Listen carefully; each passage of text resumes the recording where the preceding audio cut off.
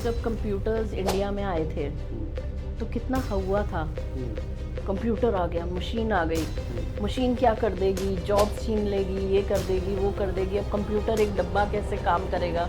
Chronic disease में तो homeopathy सबसे अच्छा काम करती है, क्योंकि जितना पुराना डिजीज़ होता है उतना ही होम्योपैथी का असर अच्छा होता है, लॉन्ग लास्टिंग होता है, लॉन्ग टर्म पे वर्क करती है। तो ये शॉर्ट टर्म पे वर्क करने वाला ट्रीटमेंट नहीं है। एलोपैथिक डॉक्टर्स के पास जाती थी, बस वो डिप्रेशन लिख देते थे।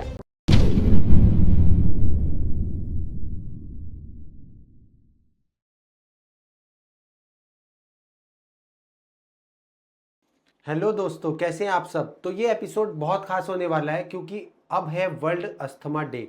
जी हाँ, हमारे पास एक डॉक्टर आई है जिन्होंने टीवीटी को ये इन्फॉर्मेशन देनी है कि आप सभी लोगों तक वो इन्फॉर्मेशन जानी है। जो मतलब आज के टाइम में लोगों को लगता है ना कि अस्थमा क्या होता है, होम्योपैथी क्या होती है, एलोपैथी क्या होती है, तो आज वो सब जानने को मिलेगा। और वर्ल्ड अस्थमा डे पे ये स्पेशल एपिसोड है, आप लोग इसको जरूर देखें और लास्ट में जाके कमेंट जरूर करें कि आपको पॉडकास्ट कैसा लगा, आपके जो भी सवाल है। सो मैम, मैं आपका स्वागत करता हूँ।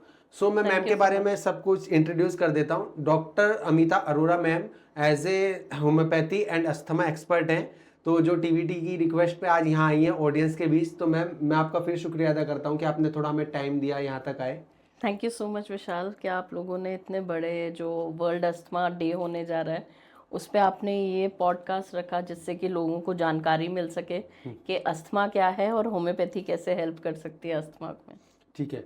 मैम, जैसे होम्योपैथी है, ठीक है, या एलोपैथी है, ये दोनों हैं क्या चीज़, या ये सच में असरदार हैं या नहीं हैं, क्या क्या इनके रिजल्ट हैं, क्या क्या इनके लॉस हैं, या क्या क्या प्रॉफिट हैं जो हमारी आम जिंदगी में काम करेंगे, तो ये क्या चीज़ है। देखिए, एलोपैथी के एक डिफरेंट प्रिंसिपल्स पे वर्क करता है, होम्योपैथी के अपने प्रिंसिपल्स हैं जिस पे वो वर्क करता है। तो होम्योपैथी में रूट कॉज ऑफ डिजीज पे वर्क किया जाता है। ठीक है। जैसे अगर हम अस्थमा की ही बात करें तो अस्थमा सिर्फ सबको पता है कि पॉल्यूशन से, डस्ट से अस्थमा होता है, लेकिन चाइल्डहुड अस्थमा भी होता है जो कि एलोपैथिक में एक्चुअली क्योरेबल नहीं है उतना। Dependency of medicine, inhalers, nebulisation हो जाती है। लेकिन वहीं होम्योपैथी एक ब्लेसिंग की तरीके से आती है, क्योंकि होम्योपैथी रूट कॉज पे वर्क करती है। तो हमें पेशेंट के हेड टू टो सारे सिम्टम्स लेने होते हैं, चाहे वो अस्थमा से ही रिलेटेड है। अगर अस्थमा में मुझे पंखे के नीचे प्रॉब्लम होती है और आपको पंखे के नीचे प्रॉब्लम नहीं होती, तो दोनों की दवाई डिफर हो जाती है। और सबसे अच्छी बात यह है कि होम्योपैथी जो है सिर्फ सिम्टम्स पे वर्क नहीं करती। होम्योपैथी डीप रूटेड जाती है, घुस जाती है एकदम पेशेंट के अंदर, हेड टू टो, मेंटल्स, फिजिकल, सारी चीज़ें हमें चाहिए होती हैं। और तब एक यूनिक रेमेडी जो है पेशेंट के लिए निकल के आती है, जिससे उनका जो है ट्रीटमेंट होता है।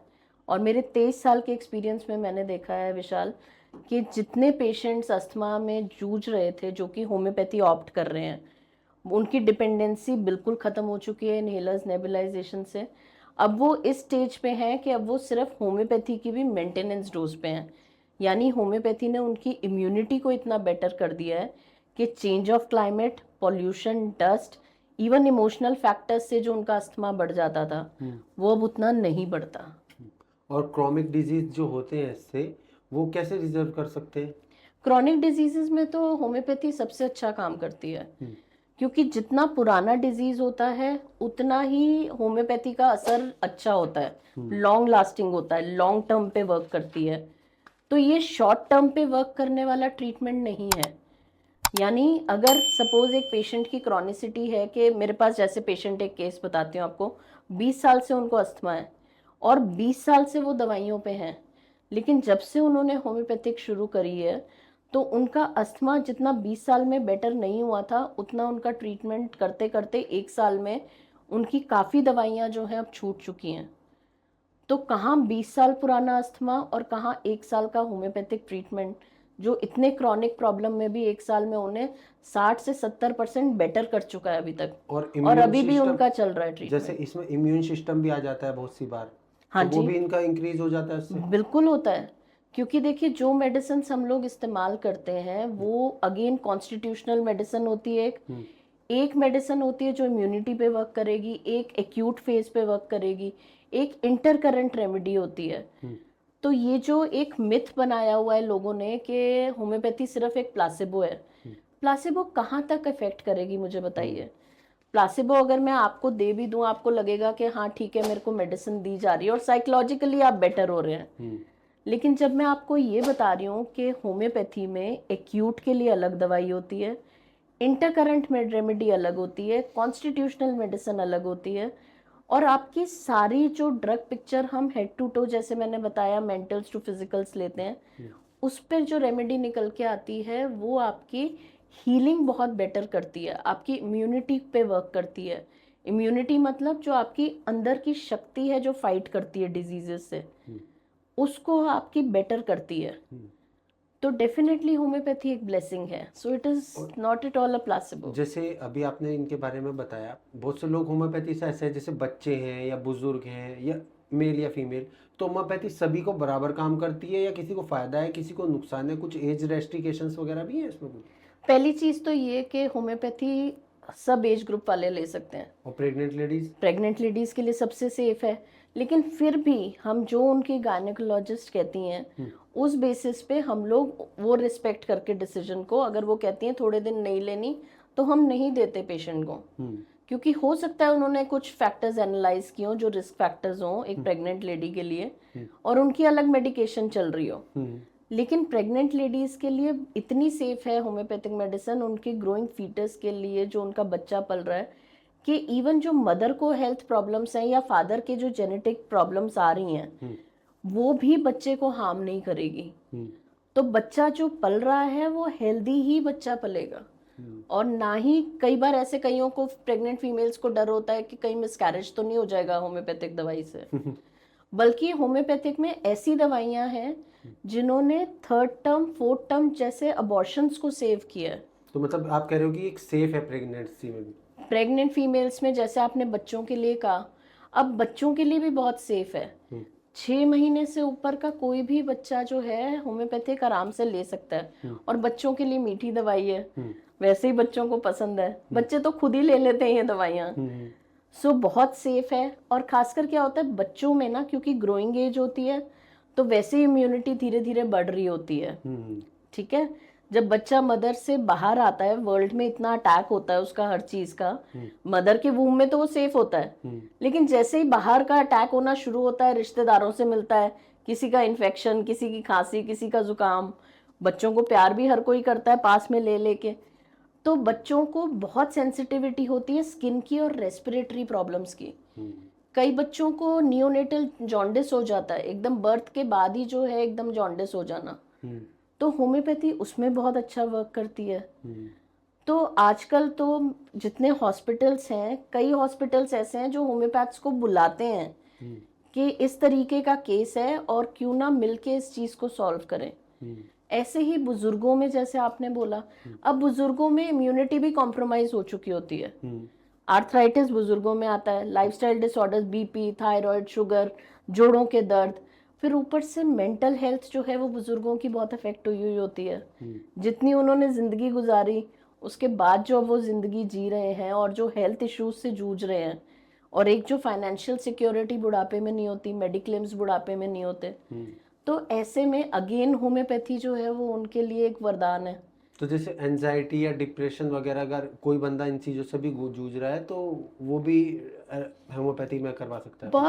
बहुत अच्छा विशाल आपने ये सवाल पूछा, बिकॉज आज की डेट में सबसे ज़्यादा मेंटल हेल्थ इश्यूज हैं। मैं आपको एक और एग्जांपल देती हूँ। यहाँ पे मेरे पास एक पेशेंट आई थी जिनको ये रिवील हुआ था उस वक्त कि भाई उनके हस्बैंड का कहीं रिलेशन है, और वो चली गई, उनको कोई डायग्नोज नहीं कर पा रहा था डॉक्टर, हर कोई कह रहा था डिप्रेशन है डिप्रेशन है डिप्रेशन है, but the problem was post traumatic stress disorder, PTSD। उनको कोई चीज़ उन्होंने देखी, सुनी, उन्होंने समझा, उनको धक्का लगा और उनके मेंटल हेल्थ पे असर आया, उनको पैनिक अटैक्स होने लगे, उनकी नींद चली गई, उनको इनसिक्योरिटी हो गई अपनी लाइफ की बिकॉज हस्बैंड किसी और के साथ है, फाइनेंशियल इनसिक्योरिटीज हो गई उनको। तो आप सोचिए कि वो लेडी उस मेंटल हेल्थ में कैसे चल रही होगी, और जहां उनको कोई भी किसी भी तरीके का रिलीफ नहीं मिल पा रहा, कोई उनको समझ नहीं पा रहा। एलोपैथिक डॉक्टर्स के पास जाती थी, बस वो डिप्रेशन लिख देते थे। आज तक किसी ने नहीं जाना उनसे कि भाई क्या प्रॉब्लम हुई थी और क्यों हुआ था, ये पीटीएसडी क्यों हुआ था। होम्योपैथी डॉक्टर्स एकदम कंपैशनेट होके, एम्पैथाइज होके, पेशेंट को बिठा के उनसे सब पूछते हैं, टाइम देते हैं पेशेंट्स को कि भाई आपको क्या प्रॉब्लम थी या किस वजह से ये हुआ। अब जैसे प्रेग्नेंट फीमेल्स हैं, प्रेग्नेंट फीमेल ने कुछ सुना या घर में कोई डेथ हो गई और उन्होंने देखा, ग्रीफ सॉरो हुआ, मिसकैरेज हो गया, बच्चा फिर से टिक नहीं पा रहा यूट्रस में, अगेन प्रेगनेंसी के लिए ट्राई कर रहे हैं, बट उनकी प्रॉब्लम ये थी कि बिकॉज उनका एक मेंटल ग्रीफ चल रहा था जिसकी वजह से उनका बार बार मिसकैरेज हो रहा है। वहाँ होम्योपैथी हेल्प करती है। सो होम्योपैथी पैनिक अटैक, मैं कोविड का एग्जांपल देती हूँ आपको। कोविड के बाद तो आपने देखा होगा कितने लोगों को एंजाइटी हो गई, डिप्रेशंस हो गए, इनसिक्योरिटीज हो गई। सो उसमें भी होम्योपैथी ने ही जो है बढ़ के आगे उन लोगों को संभाला है। बट आजकल ना एक चीज़ और ज़्यादा बढ़ रही है, आपके पास तो ज़्यादा ही आते होंगे पेशेंट, स्किन से रिलेटेड इश्यूज। स्किन से रिलेटेड इश्यूज तो हर दूसरे घर में दूसरे बंदे को है, किसी को दाद, खाज, खुजली, या आप कह सकते हो कुछ भी बीमारी है, फेस पे पिंपल्स वगैरह, किसी भी प्रकार के रैशेज, लोग इतनी सारी दवाइयाँ, क्रीम, बेटाडीन, बहुत सारी चीज़ें आती हैं, उनको यूज़ करते हैं, फिर भी उनकी बीमारी मतलब 6 महीने 1 साल तक बहुत बुरा, मतलब काफ़ी कुछ मैंने देखा इस चीज़ को। स्किन से रिलेटेड इश्यूज भी आज के टाइम में बहुत बढ़ रहे हैं। क्या आप ये जानते हो कि स्किन से रिलेटेड इश्यूज भी मेंटल हेल्थ से रिलेटेड होते हैं? मतलब क्या कभी किसी ने आपको बताई है ये बात? नहीं। क्योंकि स्किन पे इरप्शन ही तभी आते हैं, या तो एलर्जी हो रही है, वो एक अलग चीज है कि आपको डस्ट से हो गई, आपने कोई कॉस्मेटिक यूज कर लिया, कोई क्रीम सूट नहीं करी, या फिर आपने कोई एलोपैथिक मेडिसिन सी खा ली, स्टेरॉइड्स खा लिए, आप स्टेरॉइडल क्रीम्स लगा रहे हो, वो तब तक दब जाती है, लेकिन जैसे ही आप उसको छोड़ते हो वो फिर उभर के आ जाती है। तो वो डिपेंडेंसी हो गई एलोपैथिक स्टेरॉइडल क्रीम्स की, और वो जड़ से खत्म भी नहीं हो रही चीज। तो कब तक आप मेडिसिन लगाते रहोगे? लेकिन क्या कोई इस जड़ में गया कि स्किन प्रॉब्लम हो किस वजह से रही है? अब यहाँ पे अगेन मैं एक एग्जांपल आपको कोट करूंगी। एक यंग कपल मेरे पास आया था और उनको बहुत ज़्यादा सोरियासिस की प्रॉब्लम थी। तो सोरियासिस एक्चुअली एक ऑटो इम्यून प्रॉब्लम होती है, लेकिन जो लेडी थी जो उसको सफ़र कर रही थी, उनको वो कब शुरू हुई? जब वो 30-32 साल तक की थी तब तक उनको कोई प्रॉब्लम नहीं थी। वो जैसे ही उन्होंने एज क्रॉस करी, उनको ये सोरियासिस आना शुरू हो गया। क्यों? क्योंकि उनके अपने सिस्टम ने ही उनको अटैक करना शुरू किया। और जब मैं उनसे केस हिस्ट्री ले रही थी और मैं डेप्थ में गई उनके केस में, तो मुझे पता चला कि उनके फादर से उनका बहुत अटैचमेंट था, और जब उनके फादर एक्सपायर हुए, वो एक उनके लिए बहुत बड़ा ट्रॉमा था। ऑल्दो उनको हस्बैंड से, इन लॉज से कोई प्रॉब्लम नहीं थी, सब कोऑपरेटिव थे। In fact she used to tell me कि मेरे फादर इन लॉ बिल्कुल मेरे फादर जैसे हैं। बट ट्रॉमा तो था ना, loss of your father is a big loss. तो उनको सोरियासिस वहां से शुरू हुआ, और वो भी कोरिलेट नहीं कर पाई जब तक कि हमने केस हिस्ट्री लेके उनको ये चीज़ें बताई नहीं। पेशेंट्स को तो देखिए पता ही नहीं होता ना कि कहाँ पे क्या प्रॉब्लम आ रही है। तो ये जब इन डिटेल, इन डेप्थ हम लोग जाते हैं, तो तब हमें पता चलता है कि अच्छा इनका कॉज ये था। तभी मैं कह रही हूँ कि रूट कॉज पे होम्योपैथी वर्क करती है। ऐसे ही एक फीमेल थी जिनका ब्रेकअप हो गया था अपने बॉयफ्रेंड के साथ। उनका एकदम से एक्ने फ्लेयर अप हो गया था। एक्ने थे पहले भी, लेकिन वो फ्लेयर अप हो गया और वो ट्रीट ही नहीं हो रहा था। मुझे 6 मंथ्स लगे उस पेशेंट को ट्रीट करने में, और उनका एक्ने धीरे धीरे करके कम होके बंद हो गया, और अब वो किसी भी ऑइंटमेंट्स पे नहीं है। सो मैम, जैसे आजकल की लाइफस्टाइल है, आजकल की लाइफस्टाइल में होम्योपैथिक लोग बहुत कम ही जानते हैं या मानते हैं। लोगों को चाहिए तुरंत रिजल्ट। कोई भी दवाई खाई, सिर में दर्द है, तुरंत दवाई खाई, 5 मिनट में दर्द। वो आया क्यों, क्यों हुआ, आगे क्यों हो सकता है। लोग तो हल्के से सिर के दर्द को अगर 4 घंटे कंटिन्यू है तो कह देते हैं माइग्रेन हो गया। बिल्कुल बिल्कुल मैंने खुद रियलाइज किया है कि मेरे अगर 4 घंटे सिर में दर्द और मैं किसी डॉक्टर के पास गया, कुछ भी मेडिकल पे गया, तो बोला माइग्रेन हो गया। भाई यार हद होता है, सिस्टम पे काम करते हैं, 24-24 घंटे हो जाते हैं, कभी आंखें देखती रहती हैं, तो हो जाता है यार। ये थोड़ा ही कि इतनी खतरनाक बीमारी हो जाएगी। हाँ जी। फिर चैन से सुकून की नींद या थोड़ा सा विक्स वगैरह की हिस्टीम वगैरह, इन चीज़ों की लेके थोड़ा ठीक हो जाता है। तो मैं फिर 2 दिन बाद बोलता हूँ माइग्रेन हुआ था। बताओ क्या हुआ था। तो लोगों को केवल आज ये बताइए, जैसे वो लाइफस्टाइल अपनी जी रहे हैं, कॉर्पोरेट में काम कर रहे हैं, कहीं भी घूमने जा रहे हैं, तो छोटी छोटी चीज़ों को इतनी बड़ी बीमारी का नाम ना दिया जाए। और अगर उनको चाहिए कि हर चीज़ का प्रॉब्लम का सोल्यूशन हो जाए, तो होम्योपैथिक कैसे उनको प्रॉफिट दे सकती है? तो जब कोई छोटी छोटी बीमारियों का रूप होता है ना, वो एक दिन जाके बड़ा रूप ले ही लेती है। तो ऐसा नहीं है कि बड़ी बड़ी बीमारियों के नाम ऐसे ही आ रहे हैं। अगर जब आपको इनिशियल फेज में ही अगर आपको दिख रहा है कि ये प्रॉब्लम हो रही है, तो अगर आप उसी वक्त होम्योपैथिक ट्रीटमेंट स्टार्ट करा लेंगे तो ये बड़ा स्वरूप लेगी ही नहीं बीमारी। तो अगर आपको हेडेक हुआ, आपने उस वक्त, चलिए जो भी आपको समझ में आया कि आपने विक्स वेपोरब लगाई, स्टीम लिया, दैट इज ओके, बिकॉज आपको काम करना है। मैं कहती हूँ आपने एक पेन किलर भी ले ली, दैट इज ओके। होम्योपैथी और एलोपैथी के साथ आप चल सकते हो, 1 घंटे के गैप पे आपको देके काम करना होता है अपना, ठीक है। ऐसा नहीं है कि आपको एक ही दवाई चलाते रहना है। लेकिन आपको अगर बार बार हेडेक हो रहा है, आप नोटिस कर रहे हो कि ये मेरा हेडेक बार बार नहीं जा रहा, तो आप होम्योपैथिक डॉक्टर से ज़रूर मिलेंगे, उनको सारा कुछ बताएंगे, उनसे डिटेल हिस्ट्री जो वो लेंगे या क्वेश्चंस करेंगे वो बताएंगे, तभी आपका जो वो जड़ से ख़त्म कर पाएंगे माइग्रेन। नहीं तो वो छोटे मोटे हेडेक्स बनते बनते माइग्रेन बनेगा ही बनेगा। यही प्रॉब्लम है हमारी कि स्पेशली इंडिया में, क्योंकि ऑन शेल्फ जो है मेडिसिन इजीली अवेलेबल है, लोग वाग डॉक्टर के पास कई बार नहीं जाते, ये सोच के अरे कंसल्टेशन ले लेगा, मेडिकल, अरे 1500 रुपये लग जाएंगे, अरे 2000 रुपये लग जाएंगे। वही उनको अभी किसी रेस्टोरेंट में जाके खाना खाना हो तो फटाफट 2000 रुपये कैसे निकल जाते हैं पता भी नहीं चलता। लेकिन लोग वाग अपनी हेल्थ के साथ खेलते हैं, कॉम्प्रोमाइज़ करते हैं। केमिस्ट के पास जाएंगे, केमिस्ट को नॉलेज होती है, लेकिन देखिए जो डॉक्टर को नॉलेज है वो उसको नॉलेज नहीं है, राइट। तो जब वो केमिस्ट के पास जाके अपने सिम्टम्स बताएंगे, केमिस्ट उतना ही देख के आपको एक पेन किलर पकड़ा देगा, फिर आप आदी हो जाओगे उस पेन किलर के, ठीक है, कि आप बार बार उसी को ले रहे हो, उसी को ले रहे हो।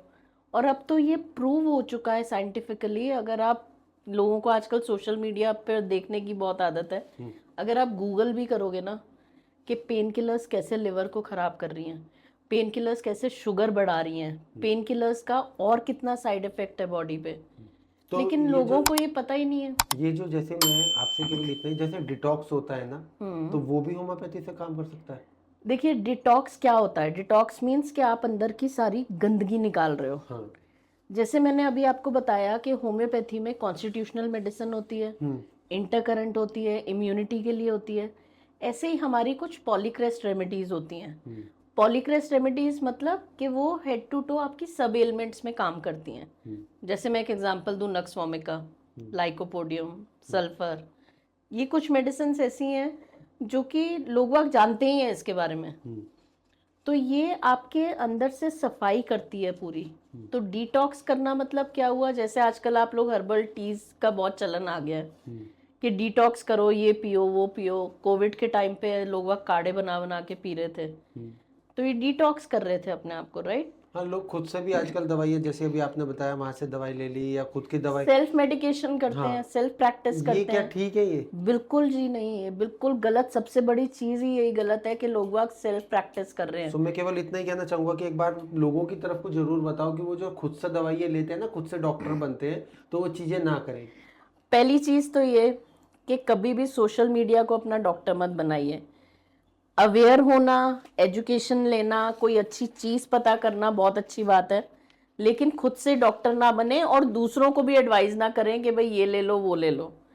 पॉइंट नंबर 2, अगर डॉक्टर ने आपको कोई मेडिसिन दी है, आप अपने घर वालों को नहीं दे सकते हो, क्योंकि अगर आपको लगता है कि हाँ मैं जो कॉफ सिरप ले रहा हूँ वही मैं अपने बच्चे को दे दूँ, वो नहीं हो सकता, बिकॉज आपका सिस्टम अलग है, उसका सिस्टम अलग है, तो आपको डॉक्टर को दिखाना ही पड़ेगा।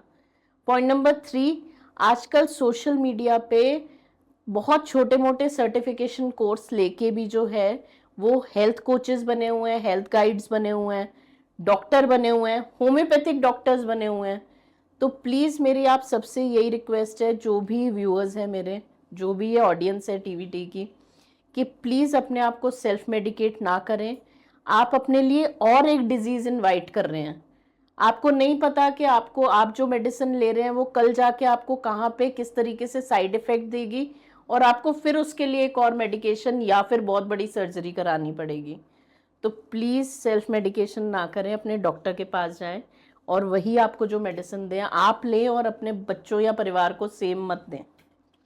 बहुत अच्छा लगा है जान के कि वर्ल्ड अस्थमा डे पे हमारा ये पॉडकास्ट जाने वाला है और काफ़ी कुछ अच्छा लगेगा लोगों को।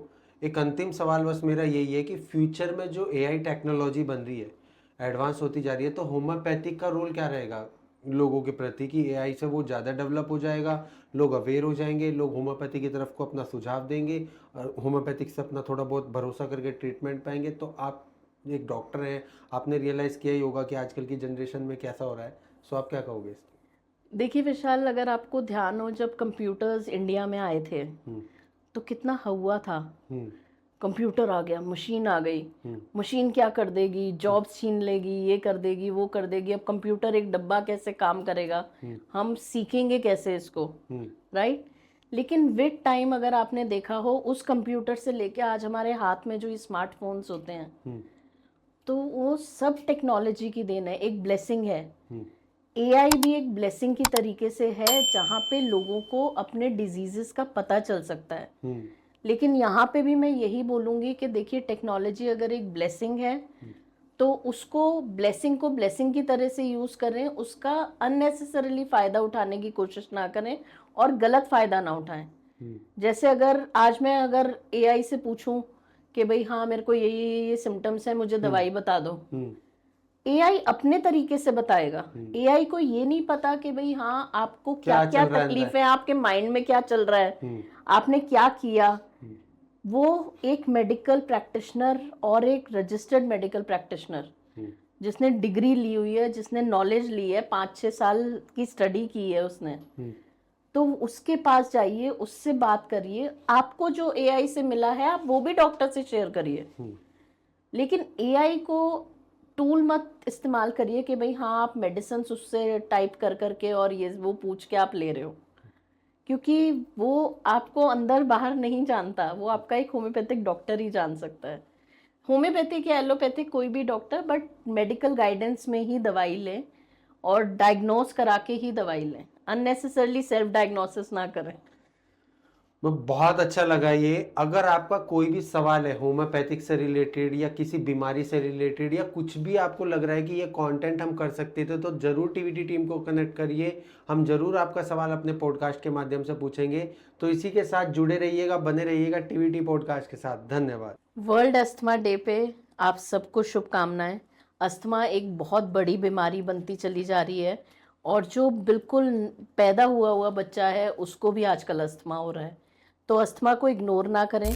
आपको मुझसे कोई भी जानकारी चाहिए तो प्लीज़ अपने स्क्रीन पे दिए गए नंबर्स पे हमें कांटेक्ट कर सकते हैं। हम ऑनलाइन ट्रीटमेंट भी प्रोवाइड करते हैं, ऑनलाइन कंसल्टेशन प्रोवाइड करते हैं।